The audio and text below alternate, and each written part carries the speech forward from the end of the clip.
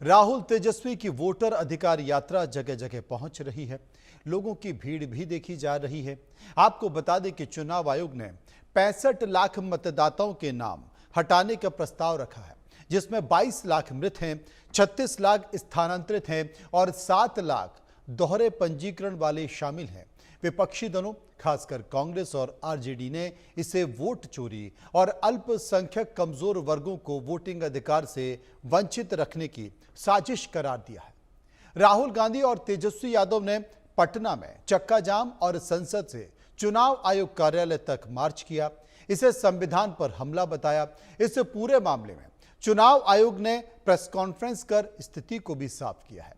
विपक्ष के वोट चोरी के आरोपों को खारिज करते हुए आयोग ने पारदर्शी प्रक्रिया का दावा किया है। आयोग ने कहा है कि बिना नोटिस के कोई नाम नहीं हटेगा और इस संबंध में 1 सितंबर तक आपत्ति दर्ज की जा सकती है। चुनाव आयोग ने वोट चोरी शब्दों को लेकर कड़ी टिप्पणी भी की है और राहुल गांधी का नाम लिए बिना इन्हें हलफनामा देने या देश से माफी मांगने को कहा है।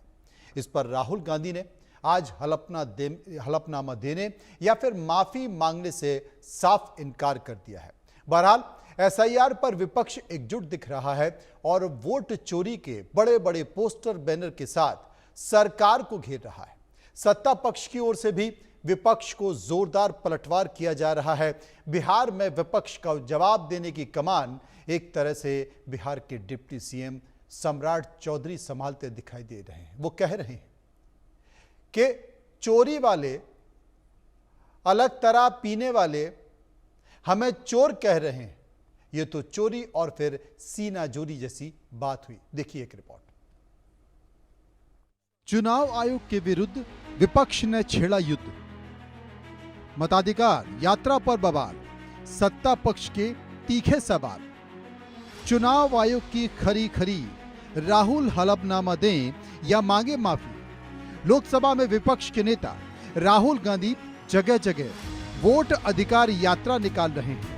आरजेडी नेता तेजस्वी यादव और लेफ्ट पार्टी के नेता भी दिख रहे हैं। मताधिकार यात्रा के दौरान राहुल गांधी चुनाव आयोग और केंद्र सरकार पर जमकर बरस रहे हैं। उन्होंने कहा कि चुनाव आयोग ने जिंदा लोगों को मरा हुआ घोषित कर दिया। इलेक्शन कमीशन ने उन लोगों को भी वोटर लिस्ट से हटा दिया जिन्होंने अभी लोकसभा चुनाव में वोट डाला है।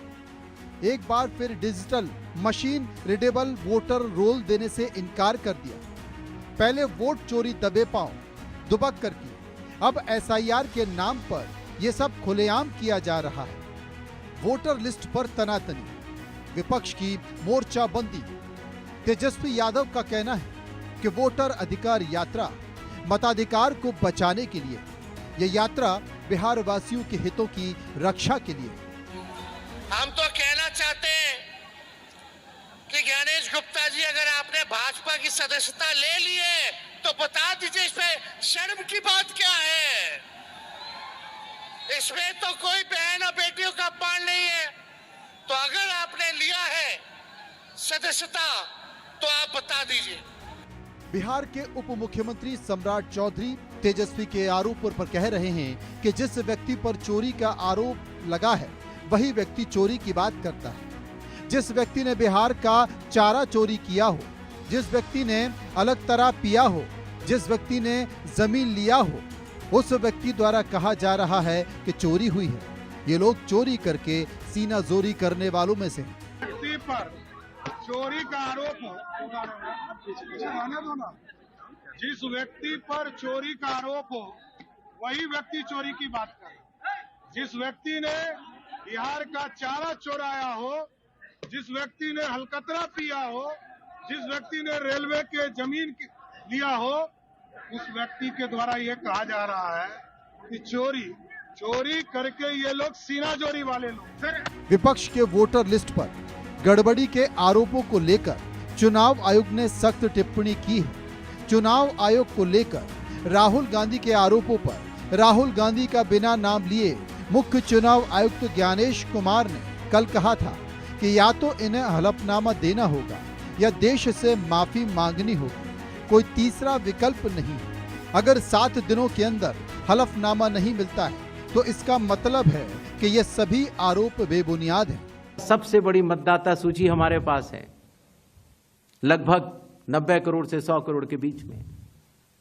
सबसे बड़ी मतदाता सूची, सबसे बड़े चुनाव कर्मियों की फौज, सबसे ज्यादा मतदान करने वाले लोगों की संख्या, और इन सब के समक्ष, सारे मीडिया के समक्ष ये कहना कि अगर मतदाता सूची में आपका नाम एक बार और है तो आपने 2 बार मतदान किया होगा और कानूनी अपराध किया होगा, और मेरे सारे मतदाताओं को अपराधी बनाना और चुनाव आयोग शांत रहे, संभव नहीं।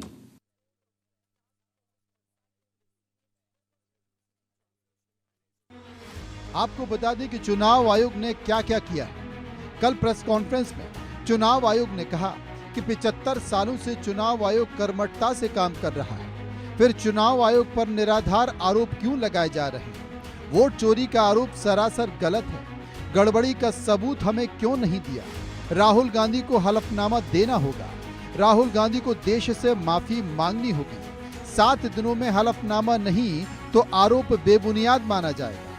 मध्य प्रदेश सरकार के मंत्री विश्वास सारंग ने राहुल गांधी पर निशाना साधा और कहा कि राहुल गांधी बिना नाम लिए किसी मुद्दे को मुद्दा बनाने की कोशिश करते हैं। चुनाव आयोग साफ कर चुका है कि अगर उन्हें कोई आपत्ति है तो हलफनामा दें। अब देखिए, राहुल गांधी जी बिना मुद्दे के मुद्दा बनाने की कोशिश करते हैं। चुनाव आयोग ने स्पष्ट कर दिया कि यदि उन्हें कोई आपत्ति है तो हलफनामा दें। ये देश संविधान के हिसाब से चलेगा, नियम और कायदे में चलेगा। पर क्योंकि आप चुनाव हार रहे हो तो अपनी फेस सेविंग के लिए पहले से ही ये माहौल बनाना कि हमारे साथ बेईमानी हो रही है। यदि आपको दिक्कत है, चुनाव आयोग ने कहा कि आप 7 दिन में अल्टीमेट अपना हलफनामा दीजिए। आप वो तो दे नहीं पा रहे हो क्योंकि आपके पास तथ्य नहीं है। और यदि चुनाव आयोग गड़बड़ करता तो फिर आप लोकसभा में कैसे पहुंच जाते, आपकी दीदी कैसे पहुंच जाती? जन स्वराज पार्टी के संस्थापक प्रशांत किशोर ने कहा है कि मान लीजिए कि राहुल गांधी ने चुनाव आयोग की बात ना मानी तो चुनाव आयोग क्या कर लेगा? राहुल गांधी और चुनाव आयोग एक दूसरे के बारे में क्या कह रहे हैं ये जरूरी नहीं है। विपक्ष के नेता के तौर पर राहुल गांधी ने जो मामले सामने रखे हैं उस पर बिंदुवार जवाब चुनाव आयोग को देना चाहिए। जवाब देने की बजाय आप कह रहे हैं कि माफी मांगो। अच्छा, मान लीजिए कि राहुल गांधी ने इलेक्शन कमीशन की बात न मानी तो इलेक्शन कमीशन क्या कर लेगा? भाई, राहुल गांधी और इलेक्शन कमीशन एक दूसरे के बारे में क्या कह रहे हैं ये इम्पोर्टेंट नहीं है। इम्पोर्टेंट ये है कि विपक्ष के नेता के तौर पर राहुल गांधी ने वोटर लिस्ट को लेकर जो मामले सामने रखे हैं देश के, उस पर इलेक्शन कमीशन बिंदुवार जवाब इलेक्शन कमीशन को देना चाहिए।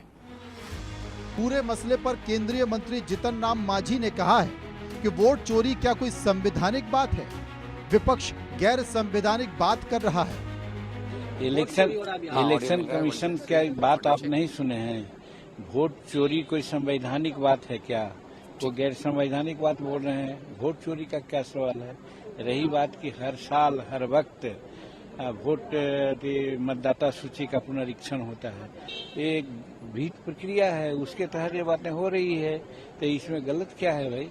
अगर इसको उन लोग गलत मानते हैं तो हम समझते हैं कि गैर संवैधानिक बात उन लोग समझते हैं। वोटर लिस्ट पर घमासान, एसआईआर पर संग्राम। एसआईआर पर घमासान रुकने का नाम नहीं ले रहा है। अब मुख्य चुनाव आयोग के खिलाफ विपक्ष एकजुट दिख रहा है। सूत्रों के हवाले से खबर है कि इंडिया गठबंधन सीसी के खिलाफ महाभियोग लाने की तैयारी कर रहा है। Bureau report, India news. तो ये तमाम तस्वीरें तो थी ही, लेकिन बिहार विधानसभा चुनाव में कांग्रेस और आरजेडी का गठबंधन एक तरह से तय लग रहा है। तस्वीर तो यही कहती है।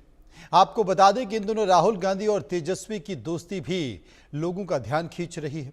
भारत जोड़ो यात्रा के दौरान भी तेजस्वी ने गाड़ी चलाई थी और उसमें राहुल गांधी सवार थे। वोटर अधिकार यात्रा के दौरान भी तेजस्वी गाड़ी चला रहे हैं और राहुल गांधी लोगों को हाथ हिलाकर अभिवादन कर रहे हैं। लेकिन बिहार की सियासत, बिहार की राजनीति गर्मा गई है और ये राजनीति गरमाने के साथ साथ आरोप प्रत्यारोप का दौर भी चल रहा है।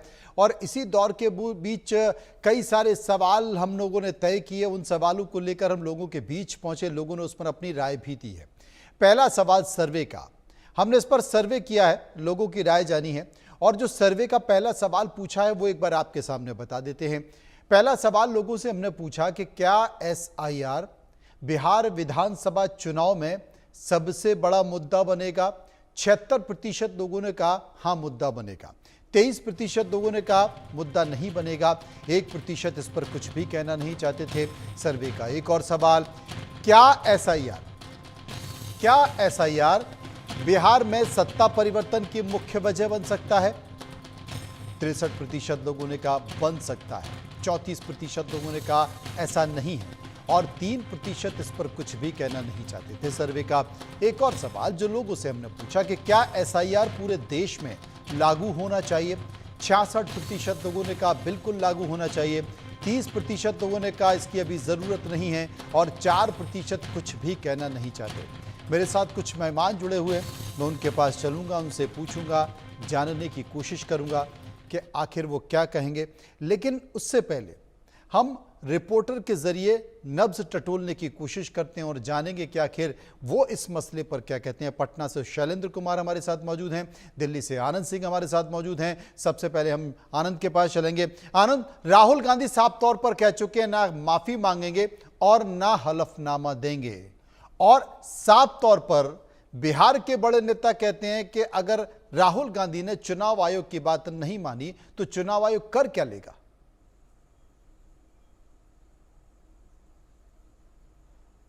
जी मनोज, देखिए जिस तरीके से राहुल गांधी ने साफ किया है, लगातार 2 दिन से उनकी बिहार में वोटर अधिकार यात्रा चल रही है, जहां सासाराम से उन्होंने इस अधिकार यात्रा को शुरू किया था और फिर आज ये यात्रा औरंगाबाद होते हुए गया पहुंच गया है। तो ऐसे में राहुल गांधी करीब 3-4 जनसभाओं को उन्होंने संबोधित कर दिया है। इसके बीच में कल चूंकि जब वो सभा को संबोधित कर रहे थे तो उसी वक्त चुनाव आयोग की भी प्रेस कॉन्फ्रेंस हुई थी और उसमें चुनाव आयोग ने उनको कहा था कि अगर वो 7 दिन के भीतर अगर अपना हलफनामा दायर नहीं करते हैं तो उन्हें देश से माफी मांगनी होगी। मगर वहीं आज राहुल गांधी फिर से पलटवार करते हैं चुनाव आयोग के ऊपर और सीधे तौर पर बोलते हैं कि आखिर किस तरीके से चुनाव आयोग जो उनकी प्रेस कॉन्फ्रेंस के वक्त में उनको हलफनामा फाइल करने की बात करता है, मगर वहीं अनुराग ठाकुर जो बीजेपी के नेता हैं उनको भी यही उन्होंने आरोप लगाया था कि किस तरीके से फर्जी वोटर हैं आखिर देश के। काफी लोकसभा सीट का उन्होंने जिक्र किया था अनुराग ठाकुर ने अपनी प्रेस कॉन्फ्रेंस में, खासतौर पे रायबरेली, अमेठी, वायनाड, डायमंड हार्बर, ऐसे तमाम 5-6 सीट्स का नाम उन्होंने लिया था, जिसपे उन्होंने कहा था कि यहाँ पर फर्जी वोटर्स जाकर उन्होंने वोट किए थे पिछले साल के लोकसभा चुनाव में। तो राहुल गांधी का सीधा सवाल चुनाव आयोग से यही था कि आखिर जो चुनाव आयोग है उसका डबल स्टैंडर्ड क्यों है। कांग्रेस के लिए उनका एक स्टैंडर्ड अलग है, उनको नोटिस दी जाती है, उनको हलफनामा फाइल करने के लिए कहा जाता है और अगर वो ऐसा नहीं करते हैं तो उन्हें फिर माफी मांगने के लिए देश से कहा जाता है। राहुल गांधी यहीं पे नहीं रुकते हैं, वो आगे जाकर कहते हैं कि आखिर किस तरीके से बीजेपी के साथ जो रवैया है चुनाव आयोग का वो साफ दिखाता है कि किस तरह साफ दिखाता है। और इस बात को लेकर आप ठीक कह रहे हैं आनंद, और इस बात को लेकर शैलेंद्र के पास चलेंगे क्योंकि तेजस्वी यादव ने भी कहा है कि ज्ञानेंद्र कुमार अगर बीजेपी की सदस्यता ले चुके हैं तो हमें बताएं इसमें बुराई क्या है, वो साफ तौर पर कह दें। इस बात का जिक्र चुनाव आयोग पर गंभीर आरोप लगाए जा रहे हैं इस रैली में। इसके साथ साथ तो 2 बातें तो कहा कि अनुराग ठाकुर से हलफनामा नहीं मांगा गया है, राहुल गांधी से हलफनामा मांगा गया है। अखिलेश यादव ने अपने सोशल मीडिया में भी इस बात का जिक्र किया है।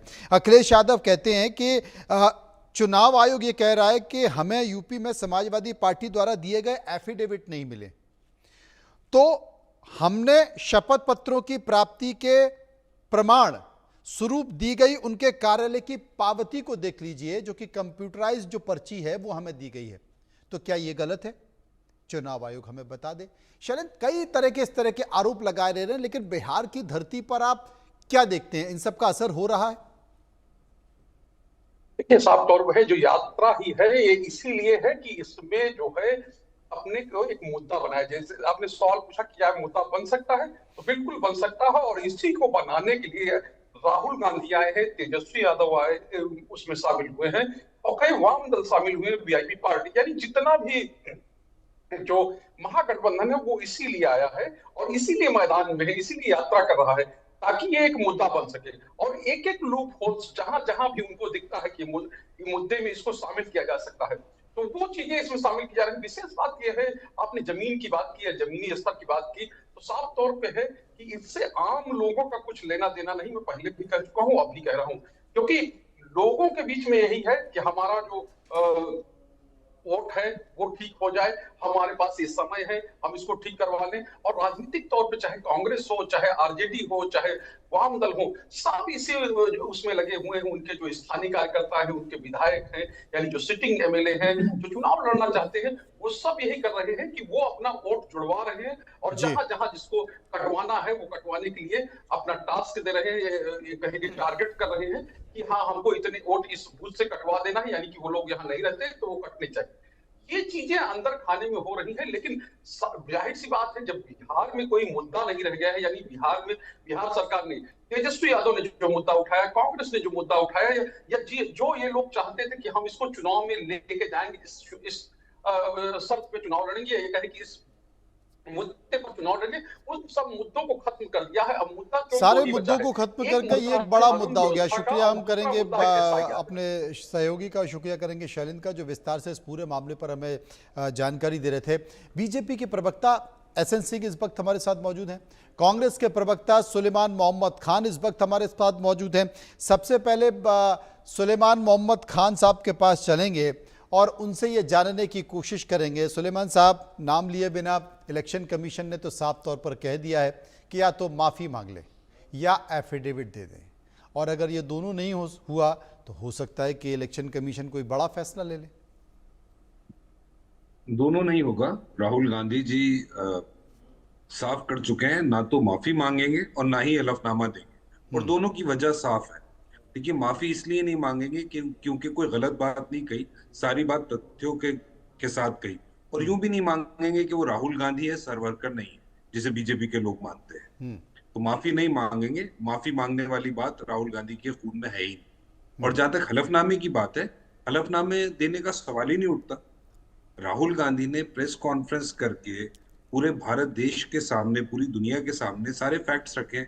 ये तो इलेक्शन कमीशन का ओनस है कि उसको एक्सप्लेन करना है, हर फैक्ट बाय फैक्ट जो राहुल गांधी ने सारी धांधली करी गई है वो बताइए, वो तो इलेक्शन कमीशन को साफ करना है। तो ये राहुल गांधी क्यों देंगे एफिडेविट? और अगर अनुराग ठाकुर राहुल गांधी जी के 2 दिन बाद प्रेस कॉन्फ्रेंस करते हैं और पूरी लोकसभा उनकी रायबरेली जिससे वो जीते हैं उसका पूरा एनालिसिस करके कहते हैं 400 वोट इस घर पे थे, 500 वोट इस घर पे थे, वो उन्हें कहां से मिला डेटा? उन्हें मिल गई क्या machine readable digital copy? Rahul Gandhi ji को तो एक विधानसभा में सारा एनालिसिस करने में 6 महीने लगे। अनुराग ठाकुर जी ने तो कहा यहाँ भी फेक वोटर्स है, उन्होंने भी इल्जाम लगाया इलेक्शन कमीशन पे। अनुराग ठाकुर जी से क्यों नहीं मांगा जाता हलफनामा, जो इल्जाम? ये बड़ा सवाल है, ये दोहरा मापदंड क्यों? एसएन सिंह मेरे साथ मौजूद हैं, जिस बात का जिक्र सुलेमान कर रहे हैं, ये दोहरा मापदंड क्यों? एसएन सिंह साहब देखिए मनोज जी, देखिए अभी हमारे मित्र कह रहे थे राहुल गांधी जी माफी नहीं मांगेंगे, तो राहुल गांधी जी का मैटर है कि वो माफी मांगेंगे कि नहीं मांगेंगे। लेकिन मनोज जी के चैनल पर, जिम्मेदार चैनल पर 10 बार दिखाया गया कि कान पकड़ के, नाक रगड़ के और संवैधानिक संस्थाओं के सामने राहुल गांधी जी माफी मांग चुके। एक बात। दूसरी बात मैं कह रहा हूँ कि भाई कोई सच जो है वो पूरब में सही रहेगा, पश्चिम में गलत हो जाएगा, उत्तर में सही रहेगा, दक्षिण में सही रहेगा। जब कांग्रेस की सरकार रहेगी तो सच वो सत्य रहेगा और दूसरे की सरकारों में गलत हो जाएगा। राहुल गांधी जी का हर समय का आप बयान देखेंगे, ईडी गलत है, सीबीआई गलत है, भारत में लोकतंत्र ही नहीं, संवैधानिक संस्थाओं का दुरुपयोग हो रहा है। अरे सारी संवैधानिक संस्थाएं आपके समय में था और भारत ही लोकतंत्र की जननी है साहब। जब ये दिखाया गया, सीए ले आ गया, तो राहुल गांधी जी ने कहा इससे नागरिकता चली जाएगी। पूछिए सुलेमान खान बैठे हैं यहाँ पे, खान साहब की नागरिकता गई या किसी गई? नहीं गई। 370 जैसी धारा जब समाप्त की जा रही थी, उन्होंने कहा कि ये संवैधानिक अधिकार जम्मू कश्मीर और लद्दाख के लोगों का छीना जा रहा है। सॉरी, किसका छीना गया? जब 3 तलाक पे कानून ले आया गया तो इन्होंने कहा ये तो संवैधानिक के विरुद्ध कानून ले आया गया। एसएन सिंह साहब, अखिलेश यादव कह रहे हैं कि हमने तो एफिडेविट दिया है और चुनाव आयोग की पावती भी हमारे पास मौजूद है, डिजिटल कॉपी हमारे पास मौजूद है। अब हम कहते हैं कि चुनाव आयोग हलफनामा दे कि हमें जो डिजिटल रसीद दी गई है वो सही है या गलत है? देखिए मनोज जी, दोनों चीजें कहूंगा। मैं कहूंगा कि ये एक वैधानिक प्रक्रिया है जो हमेशा चलता रहता है। भाई 5वीं बार तो बिहार में होने जा रहा है, देश में बहुत सारे राज्यों में हुआ है। बहुत सारे लोग दूसरे राज्य में चले जाते हैं, जिनका नाम कट जाता है, जो दूसरे राज्य से आ जाते हैं उनका नाम जुड़ जाता है, जिनकी मृत्यु हो जाती है उनका नाम कट मैं जाता है। समझ गया, बात और जो बड़ी हो गई है, वोटर बहुत जाते हैं, बहुत मैं समझ गया, बात बहुत बड़ी हो गई। शुक्रिया करूंगा समय का अभाव दोनों मेरे मेहमानों का जो मेरे साथ चर्चा कर रहे थे और राजनीतिक प्रतिक्रिया दे रहे थे। लेकिन इन सब के बीच एक और सर्वे का सवाल हमने पूछा कि चुनाव आयोग ने कहा है राहुल गांधी या तो हलफनामा दें या फिर माफी मांग लें। आपकी राय क्या है? राहुल गांधी को हलफनामा देना चाहिए 23% लोगों ने कहा, 45% लोगों ने कहा कि राहुल गांधी को माफी मांग लेनी चाहिए और 32% लोग कह रहे थे कि अपने आरोपों पर राहुल गांधी को अडिग रहना चाहिए, डटा रहना चाहिए। एक और सर्वे का सवाल, क्या एसआईआर आम जनता के हित में उठाया गया कदम है? 54% लोग, 54% लोगों ने कहा कि बिल्कुल, 33% लोगों ने कहा कि नहीं ऐसा नहीं है और 13% लोग इससे पर कुछ भी कहना नहीं चाहते थे। तो ये तमाम लोगों की राय जो हमने आपको दिखाई, क्योंकि एसआईआर के मुद्दे पर सड़क से संसद तक बवाल हो रहा है। चुनाव आयोग पर वोट चोरी के आरोप लगाए जा रहे हैं। कल चुनाव आयोग ने प्रेस कॉन्फ्रेंस की और प्रेस कॉन्फ्रेंस करने के जरिए तमाम तथ्यों का जवाब देने की कोशिश की, लेकिन विपक्ष ने साफ तौर पर यह खारिज किया कि चुनाव आयोग बीजेपी की भाषा बोल रहा है। इन सब के बीच तकनीकी तौर पर हकीकत क्या है, यह जानने के लिए हमारे साथ पूर्व मुख्य चुनाव आयुक्त ओपी रावत साहब जुड़ गए हैं। रावत जी, इंडिया न्यूज पर आपका स्वागत है। मेरा पहला सवाल आपसे यही है, क्योंकि आप मुख्य चुनाव आयुक्त रहे हैं, एसआईआर को लेकर जो विवाद चल रहा है, इस पूरे विवाद को आप कैसे देखते हैं? देखिए, कानूनी रूप से हर इलेक्शन के पहले मतदाता सूची का पुनरीक्षण अनिवार्य है, मैंडेटरी है, और हमेशा इलेक्शन कमीशन उसका पुनरीक्षण करती रही है। अंतर सिर्फ इतना है कि वो पुनरीक्षण हमेशा समरी रिवीजन होता था और बहुत जल्दी निपट जाता था। इंटेंसिव रिवीजन हमेशा एक डेफिनेट टाइम इंटरवल के बाद, कभी 10-15 साल 20 साल के बाद होता था, बेंचमार्किंग ऑफ इलेक्टोरल रोल के लिए, ताकि इलेक्टोरल रोल पूरी जमीनी हकीकत के अनुसार बनी रहे। बिहार का इंटेंसिव रिवीजन 2003 में हुआ था। उस समय इलेक्शन उनके 2005 में होने से, मतलब लगभग 2 साल का समय था इलेक्शन और इंटेंसिव रिवीजन के बीच में। यही एक खास अंतर है जिसकी वजह से विवाद हो गया है। इस समय इलेक्शन एकदम सर पर है, नवंबर के फर्स्ट वीक में करना ही पड़ेंगे, क्योंकि 22 नवंबर तक का टर्म है विधानसभा का, और इंटेंसिव रिवीजन खत्म होगा सितंबर एंड अक्टूबर बिगिनिंग में। तो जो लोग वंचित हो जाएंगे, डिलीट हो जाएंगे, जिनके नाम, इतनी बड़ी पेनल्टी उन्हें मिल जाएगी डिसएनफ्रेंचाइजमेंट की, बिना प्राकृतिक न्याय के सिद्धांतों के अनुसार सुनवाई का अवसर मिले, बिना एविडेंस देने का अवसर मिले, व्यक्तिगत रूप से नोटिस मिले, इसके बिना हो जाएगा। तो ये एक तो पूरी तरह से वैधानिक नहीं होगा, और दूसरे उनको वंचित होना पड़ेगा क्योंकि अपील का समय बहुत कम रहेगा। अपील का समय 1 महीना होगा, उसके बाद इलेक्शन है, और जो डीईओ हैं या सीईओ हैं उनके पास इतना समय नहीं होगा, सब इलेक्शन में व्यस्त होंगे, तो कोई अपील निराकरण नहीं हो पाएगा। तो वो सब एक बार वंचित हो गए तो भले ही अन्यायपूर्ण तरीके से हुए हों, वो वंचित ही रहेंगे और इस इलेक्शन में वोट नहीं डाल पाएंगे। यही कारण है क्रिटिकलिटी ऑफ टाइम, जिसकी वजह से ये बवाल, ये बड़ा सवाल है। यही कारण है क्रिटिकल डे ऑफ टाइम, जिसके कारण पूरा विवाद हो रहा है। रावत साहब, राहुल गांधी जो आरोप लगा रहे हैं और चुनाव आयोग भी राहुल गांधी से माफी मांगने की बात कर रहा है, इन दोनों के बीच एक पतली लकीर है, उस पतली लकीर को आप कैसे देखते हैं? देखिए, हम इन आरोपों में कतई नहीं जाते जी, क्योंकि राजनीतिक चीजें बिल्कुल अलग है, इलेक्शन बिल्कुल अलग है, और इलेक्शन कमीशन का दायित्व तो बिल्कुल अलग। अगर हमारे स्टेक होल्डर्स के मन में किसी भी तरह का शुभा है, किसी भी तरह का संदेह है, कैसे भी उनने एक्सप्रेस किया हो, कुछ भी किया हो, हम उसको तुरंत अपने हाथ में लेते हैं, तुरंत उसके बारे में छानबीन करते हैं, तुरंत उसके बारे में जांच करते हैं, और जो भी तथ्य पाते हैं उनको पब्लिक डोमेन में रख देते हैं कि आम जनता के सामने, आम वोटर के सामने, कि साहब ये आरोप थे, ये जांच हुई और ये पाया गया। जी, उससे मामले शांत होते रहे हैं और स्टेक होल्डर संतुष्ट रहे हैं। स्टेक होल्डर्स का विश्वास इलेक्शन कमीशन में सदैव बना रहा। इस बार यह चीज हुई नहीं। आपने ये कहा कि चुनाव आयोग को सारी पार्टियों को इस पूरे मामले से अवगत कराना चाहिए था, तो क्या चुनाव आयोग ने ऐसा किया नहीं? अब मैं ये कुछ नहीं कह सकता क्योंकि राजनीतिक चीजों पर कमेंट करना मेरा काम नहीं है। जी, आपने सही कहा कि राजनीतिक चीजों पे कमेंट करना आपका काम नहीं, लेकिन क्या आपको लगता है कि चुनाव आयोग राजनीतिक पार्टी और देश के मतदाताओं को कैसे संतुष्ट कर पाएगा कि उनके मताधिकार सुरक्षित हैं या फिर कोई वोट चोरी नहीं? नहीं, ये मुझसे पूछने का सवाल नहीं है, ये चुनाव आयोग से पूछिए। चुनाव आयोग में तीनों जो अधिकारी हैं, चीफ इलेक्शन कमिश्नर और दोनों इलेक्शन कमिश्नर बहुत सक्षम हैं, बहुत अनुभवी हैं, बहुत इंटेलिजेंट, बहुत शार्प हैं और वो इन सब चीजों का हल तुरंत निकाल लेंगे, कोई दिक्कत नहीं होगी, इसलिए हमसे पूछने की जरूरत नहीं है। बहुत बहुत शुक्रिया करेंगे। रावत साहब हमारे साथ मौजूद थे। असल में खुद मुख्य चुनाव आयुक्त रहे हैं, लेकिन उन्होंने कहा कि ये समय के कारण पूरा माहौल ऐसा हो रहा है क्योंकि पिछली बार करीब करीब